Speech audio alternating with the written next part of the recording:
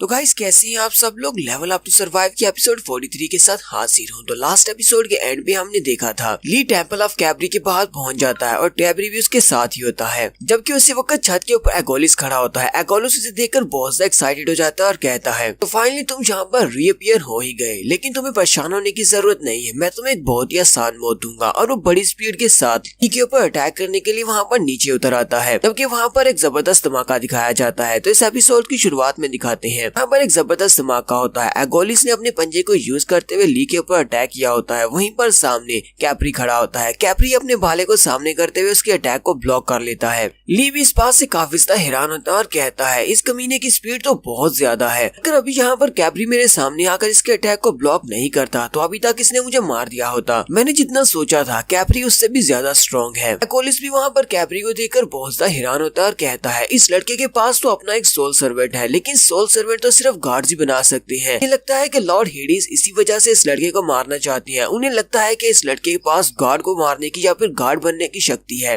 एगोलिस जैसे पीछे की तरफ हटने लगता है उसी वक्त उसके हाथ को शैडो के साथ पकड़ लिया जाता है। वो जल्दी से साइड पर देखता है क्या वहाँ पर कौन है, तो वहाँ पर लूशियस होती है। लूशियस अपनी शैडो पावर्स को यूज करते हुए उसके हाथ को बाइंड करती है। सेम उसी वक्त ग्रैंडपा ओबरे की इलेक्ट्रिक अटैक और साथ ही बोबैन का शैडो अटैक उसके ऊपर होता है। और साथ ही फिलो का ग्राउंड के नीचे से एक बड़े से मिट्टी के बने हुए स्नेक को निकालता है। वो सभी लोग मिलकर उसके ऊपर अटैक करते हैं। सभी लोग जब मिलकर एगोलिस के ऊपर अटैक करते हैं वो एगोलिस के वहाँ पर मिट्टी के अंदर ट्रैप कर लेते हैं। ये भी इस बात से काफी ज्यादा हैरान होता है और साइड पर देखता है तो साइड के ऊपर से उसके सारे दोस्त आ रहे होते हैं। ग्रैंडपा और बोबैन भी उनके साथ ही होते हैं। ली आगे बढ़ता है और उनसे कहता है तुम सभी लोग यहाँ पर कैसे पहुंचे, आखिर तुम लोगों को ये पैलेस मिला कैसे। सैली उसे कहती है ये सब कुछ लूशियस की वजह से हुआ है। लूशियस उसे कहती है मेरे शैडो वुल्फ्स ने तुम्हारी सेंट को मेंबर रखा हुआ था, क्योंकि लास्ट टाइम मैंने तुम्हारे पर अपने शैडो वुल्फ्स के साथ अटैक किया था, इसी वजह से वो तुम्हें सूंघते हुए यहाँ तक आ पहुंचे। लेकिन यहाँ से थोड़ी दूर पहले ही हमारे पास से सारी सेंट गायब हो गई, शायद तुम वहाँ से उड़कर यहाँ तक पहुंचे हो। तो हम लोग उसी डायरेक्शन में आगे चलते रहे, लेकिन फिर भी रास्ते में कोई भी ट्रेसेस नहीं थे। हम तुम्हें नहीं ढूंढ पाए, हमारे पास तुम्हारी स्मेल भी नहीं थी। अचानक से ग्रैंडपा ओबरे को सामने की डायरेक्शन से बहुत ज्यादा पावर महसूस हुई। तो उसी वक्त हमें पता चल गया कि यहाँ पर तुम ही हो सकते हो। तो हम लोग जल्दी से भागते हुए इस जगह पर आ गए और यहाँ पर आने के बाद हमें ये बंदा मिला, साथ में ये टेंपल भी। ली ग्रैंडपा ओबरे की तरफ देखता है तो ग्रैंडपा ओबरे ने ली की उस मेडिसिन को पी लिया होता है, जिसकी वजह से उसके दोनों बाजू दोबारा से रीजनरेट हो जाते हैं। ली उनसे कहता है ग्रैंडपा आप तो बिल्कुल ठीक हो गए। ग्रैंडपा उसके कंधे पे हाथ रखते हैं और कहते हैं हाँ तुम्हारा बहुत बहुत शुक्रिया, तुम्हारी वजह से मैं दोबारा से अपने बाजू को यूज कर सकता हूँ। फिर साथ ही ग्रैंडपा कैप्री की तरफ देखते हैं और कहते हैं अब ये बंदा कौन है। ली ग्रैंडपा से कहता है इसका नाम कैप्री है, ये मेरा सोल सर्वेंट है। तो सभी लोग ली की बात सुनने के बाद बहुत ज्यादा हैरान हो जाते हैं और कहते हैं कैप्री तो एक गॉड का नाम है, एक गॉड ली का सोल सबऑर्डिनेट कैसे हो सकता है। ब्रॉस ली से कहता है मैंने कैप्री के बारे में सुना है, ये तो बॉडी गार्ड है गॉड रॉ का, ये बहुत ज्यादा स्ट्रॉन्ग है, तो स्कैरब गार्ड भी कहा जाता है। क्या ये वाकई में वही कैप्री है। ली उसे कहता है हाँ ये वाकई में वही कैप्री है। तो एगोलिस जो कि वहाँ पर मिट्टी के अंदर ट्रैप होता है वो वहाँ से अपनी पावर्स को रिलीज करता है, तो वहाँ से बाहर निकल आता है और सामने की तरफ चलता हुआ आता है। ये सभी लोग उसकी तरफ देखते हैं जबकि कैप्री उनके सामने खड़ा हो जाता है। एगोलिस कहता है तुम सभी कीड़े मकोड़े अब मेरे हाथों से मरने वाले हो। वो अपनी हाथ के अंदर फिर से अपनी पावर्स को रिलीज करता है और सामने की तरफ पावर्स को रिलीज करते हुए अटैक कर देता है और कहता है अब तुम सभी लोग यहाँ पर मरने वाले हो। तो जैसे वो अपनी एनर्जी के साथ उनके ऊपर अटैक करता है उसी वक्त कैप्री अपनी पावर्स को यूज करते हुए सामने की तरफ एक शील्ड बना लेता है और उन सभी को प्रोटेक्ट करता है।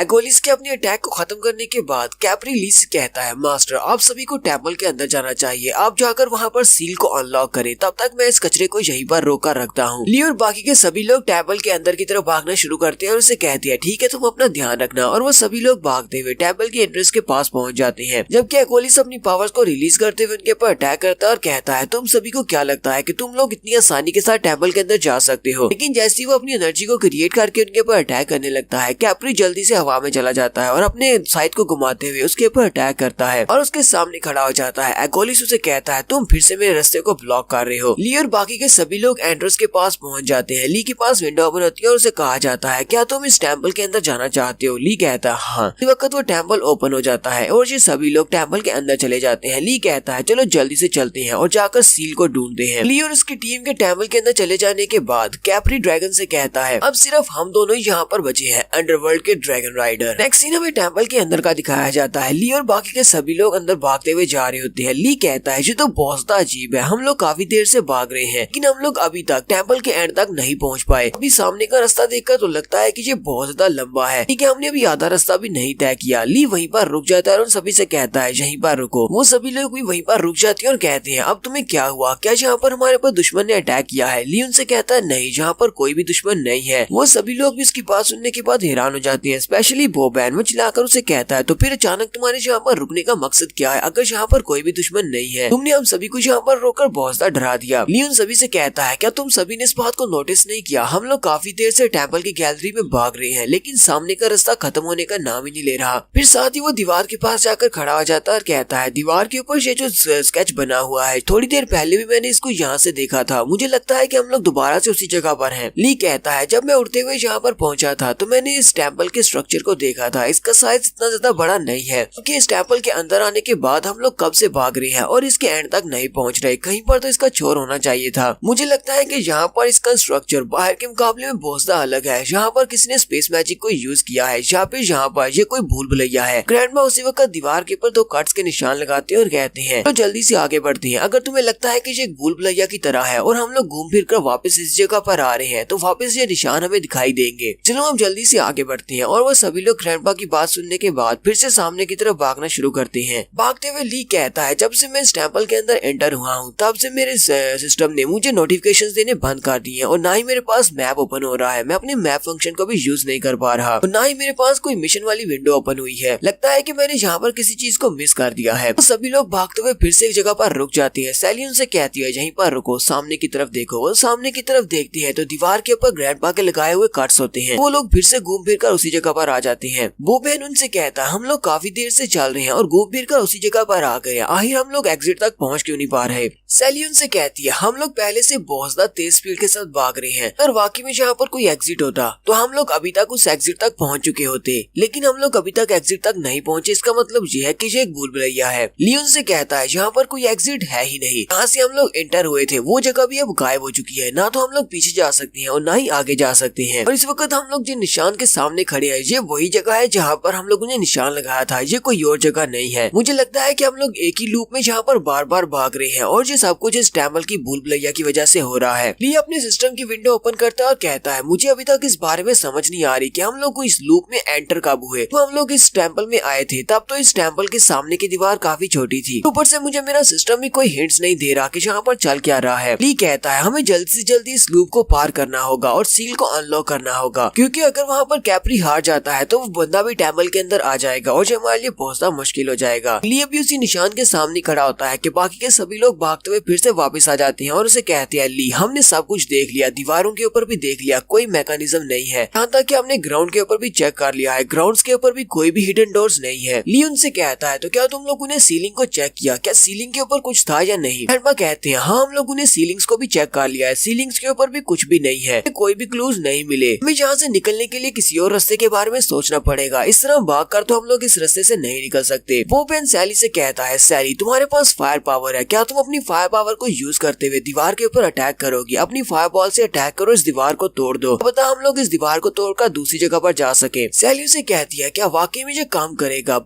ब्रॉस से कहता है हम इसके अलावा और कर भी क्या सकते हैं, तुम्हें इसको ट्राई करना चाहिए। सैली कहती है चलो ठीक है। ग्रैंडपा भी उसे कहते हैं हाँ ठीक है करो। तो सैली सामने जाकर दीवार के पास अपनी फॉर्मेशन को एक्टिवेट करती है और अपनी फायर पावर्स को रिलीज करते हुए सामने की दीवार के ऊपर एक फायर बॉल से अटैक करती है। जैसे वो फायर बॉल के साथ अटैक करती है तो सामने की दीवार टूट जाती है। सैली इस बात से बहुत ज्यादा खुश होती है और कहती है ये तो काम कर गया। वहाँ पर दीवार में एक बड़ा सा सुराख हो जाता है। ब्रॉस भागता हुआ सामने की तरफ आता है और उनसे कहता है चलो जल्दी से आ जाओ, लगता है कि हमें रास्ता मिल गया है, अब हम लोग दूसरी गैलरी में जा सकते हैं। लेकिन जैसे वो सामने की तरफ देखता है तो वो बहुत ज्यादा हैरान हो जाता है क्योंकि उनके सामने वही ग्रैंडपा के कट्स वाला निशान होता है। ब्रॉस कहता है दीवार के ऊपर जो कट का निशान है ये तो बिल्कुल वैसा ही है जैसा ग्रैंडपा ने लगाया था। सैली कहती है लेकिन ऐसा कैसे हो सकता है, ग्रैंडपा ने तो इस दीवार के ऊपर निशान लगाया था। बोबैन अपनी तलवार निकाल लेता है और कहता है कौन है यहाँ पर जो हमारे साथ ये सारी ट्रिक्स खेल रहा है, चलो जल्दी से यहाँ पर बाहर निकलो और मेरा मुकाबला करो। ली कहता है जब मैं स्टडी कर रहा था तब मेरी बुक में मैंने एक बार पढ़ा था जहाँ पर लिखा हुआ था पूरे का का पूरा प्लेनेट अर्थ ये इंसानों के लिए एक ट्रैप की तरह है। ये एक मेज है, इंसान इस ट्रैप के अंदर से नहीं निकल सकते, या फिर इसको इंसानों की एक प्रिजन भी कह सकते हैं। हमारी पूरी की पूरी अर्थ को एक सर्कल में बनाया गया है, लेकिन ग्रेविटी की वजह से हम लोग कभी भी इसको महसूस नहीं कर पाए। इसका मतलब ये है कि यहाँ पर जितनी भी दूसरी दीवारें होंगी वो सारी की सारी इसी लूप का हिस्सा है। ली कहता है तो अब हम लोग इस जगह से निकलेंगे कैसे? ये तो एक लूप की तरह है, एक भूल भुलैया की तरह, जहाँ से हम लोग कभी भी नहीं निकल सकते। तो यहीं पर हम लोग अपनी एपिसोड 43 का एंड करेंगे। एपिसोड की एक्सप्लेनेशन अच्छी लगी हो तो कमेंट करके जरूर बताइएगा। चैनल को सब्सक्राइब कर दे, वीडियो को लाइक और शेयर कर दे। शुक्रिया।